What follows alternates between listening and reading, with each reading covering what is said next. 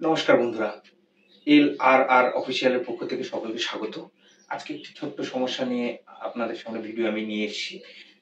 এক ভাই আমার ভিডিওতে কমেন্ট করেছে যে অনলাইন অ্যাপ্লিকেশন করার পরও, মিউটেশন অ্যাপ্লিকেশন করার পরও তার কেস জেনারেট এখনো হয়নি, 6 দিন হয়ে গেছে। তো এই সমস্যাটা কি সেটা সম্পর্কে একটু ছোট্ট ধারণা আপনাদের দেব। তো ভিডিওটা দেখতে থাকুন। শুধুমাত্র এই বিষয়টি নিয়ে আমার ভিডিওটি। আর কি করে বাংলা ভূমিতে লগ ইন করবেন, কি করে অ্যাপ্লিকেশন করবেন, সব ভিডিও এক্সট্রা করে দেওয়া আছে আমার চ্যানেলে, সবগুলো আপনারা দেখবেন। এই ভিডিওটি আমি ফটাফট শুরু করছি। যে 6 দিন হয়ে গেছে সে অ্যাপ্লিকেশন করছে, এখনো কেস নম্বর পড়েনি। চলুন, আমি এখানে আমার যে অ্যাপ্লিকেশন করা আছে মিউটেশনের জন্য সেটা একটা খুলে নিয়েছি। খুলে নিয়ে আমি এটা জাস্ট আপনাদেরকে ডাইরেক্ট দেখাবো। আপনারা যদি মনে করেন যে কিভাবে অ্যাপ্লিকেশন করব, তাহলে তার ভিডিও দেওয়াই আছে। কিভাবে কেস নম্বর পড়েছে কিনা সেটাও দেখব, সেটার ভিডিও দেওয়া আছে, সব আমার চ্যানেলে দেওয়া আছে, দেখতে থাকেন। তো সর্বদা আমরা এরকম একটা অ্যাপ্লিকেশন পিডিএফ আমরা এরকম খুলবো। সেখানে দেখেন আপনাকে সবার আগে দেখতে হবে এই যে ভ্যালিড, এরকম ওই পিডিএফটাতে দেখবেন এই অ্যাপ্লিকেশনটাতে ভ্যালিড ভ্যালিড এক্সিমটেড এই যে অপশনটি, এইটি আপনাদেরকে ফলো করতে হবে। এক্সিমটেড থাকবে, নতুবা ইয়েস থাকবে, ঠিক আছে? আর ইয়েস না থাকলে আপনার নো থাকবে, ঠিক আছে? ইয়েস এক্সিমটেড, এই ইয়েসটা হচ্ছে আপনার ইয়েস, নো আর এক্সিমটেড, এই তিনটে থাকবে। তো নো যদি থাকে তাহলে কিন্তু সেটার এগেনস্টে কখনোই কেস নম্বর পড়বে না, এটা আপনি শিওর হয়ে যাবেন। তো যখন আপনার কেসটা আপনি অ্যাপ্লিকেশন করবেন তখন এই জিনিসগুলো কিন্তু ফলো করবেন। আপনার যেটা ইয়েস আছে সেটা কিন্তু আপনার আপনার ইয়েস কোনটাতে আসে? ইয়েস আসে হচ্ছে আপনার যেটাতে মিউটেশন ফি দিতে হয়। মিউটেশন ফি যেটাতে দিতে হবে সেটাতে আপনাকে কিন্তু ইয়েস আসবে। আর যেটাতে মিউটেশন ফি দিতে হবে না সেটাতে এক্সেমটেড আসবে। তো এই দুটো জিনিস কিন্তু আপনাদেরকে ফলো করতে হবে। তো আমার এখানে নেওয়া আছে দুটো পিডিএফ, 3টে পিডিএফ নেওয়া আছে। আমি এই অ্যাপ্লিকেশনগুলো আপনাদেরকে এক এক করে দেখাবো। যেটা আমার ধরেন এক্সাম্পল যেটা মাঠের জমি, তো যেগুলো মিউটেশন ফি কাটে না সেগুলোতে অটোমেটিক কেস জেনারেট হয়ে যায়, ঠিক আছে? যেগুলোতে ইয়েস থাকে, যেগুলোতে মিউটেশন ফি দেওয়ার পরে সেগুলোতে কেস জেনারেট হয়। মিউটেশন ফি যদি না দেন তাহলে কিন্তু কেস আপনার জেনারেট হবে না। তো এখানে আমি এইটাতে দেখব যে আমার এই দাগ নম্বরটা দেখেন, প্লট নম্বর 464। এই 464 প্লটের এগেনস্টে কেস নম্বর জেনারেট হয়েছে কিনা আমরা সেটা এখানে দেখব, ঠিক আছে? তো আমি সব এগুলো করে রেখেছি।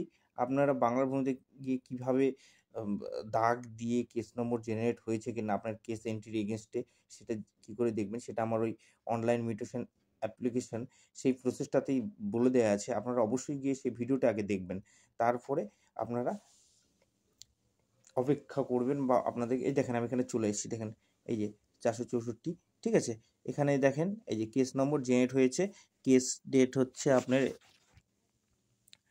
20/9/2025 কেস ডেটটা জেনারেট হয়েছে। তাহলে আমি ওটা কত তারিখে কেসটা এন্ট্রি করেছি সেটা দেখার জন্য আমাকে পিডিএফটা আবার দেখাতে হবে। আবার এখানে দেখেন বায়ার নেম রেবা মণ্ডল দাস, ঠিক আছে? যার নামে রেকর্ড হবে রেবা মণ্ডল দাস, দেখে নেন এই যে রেবা মণ্ডল দাস। আর অ্যাপ্লিকেশন করেছি দেখেন 11 তারিখে, আর কেস জেনারেট হয়েছে, কেস নম্বর পড়েছে 20 তারিখে। তাহলে 9 দিনের গ্যাপ, এই যে 9 দিনের গ্যাপ, ঠিক আছে? 9 দিন পরে কিন্তু কেসটা জেনারেট হয়েছে বা কেস নম্বর পড়েছে, ঠিক আছে? এই রেবা মণ্ডল, আর এই যে কেস নম্বর 17,215।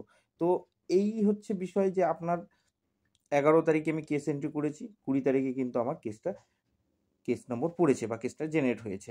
তো আমি আরেকটা দেখাবো, এই যে 10 তারিখে আমি কেস এন্ট্রি করেছি, ঠিক আছে? 10 তারিখে কেস এন্ট্রি করার পর এই যে আমার দাগ নম্বরটা দেখেন 152 আছে। আমি 152 দিয়ে দেখবো। 152 আমার এটা বের করে আছে, এই 152 দেখেন এই যে 10 তারিখে কেস নম্বর, সেটা কিন্তু কেস জেনারেট হয়ে গেছে, ঠিক আছে? এই 17,146, হ্যাঁ? তো 7 থেকে 15 দিন টাইম লাগছে যে কোনো কেসে। এটা সিস্টেম থেকেই পুরো অল ওভার ওয়েস্ট বেঙ্গলে এই সমস্যাটা দেখা দিচ্ছে বা এই সমস্যাটা হয়েছে, যেটা আগে হতো না, তো এখন হচ্ছে। যাই হোক, তো আমি আরেকটা দাগ আপনাদেরকে দেখিয়ে দেবো। এটা দেখেন আলাদা একটা মৌজার আলাদা একটা কেস নম্বর আমি এন্ট্রি করা আছে। এটার ডেট দেখেন 12 তারিখে করা আছে, ঠিক আছে? এই যে 12 তারিখ, মিউটেশন নম্বর এদিকে দেওয়া আছে।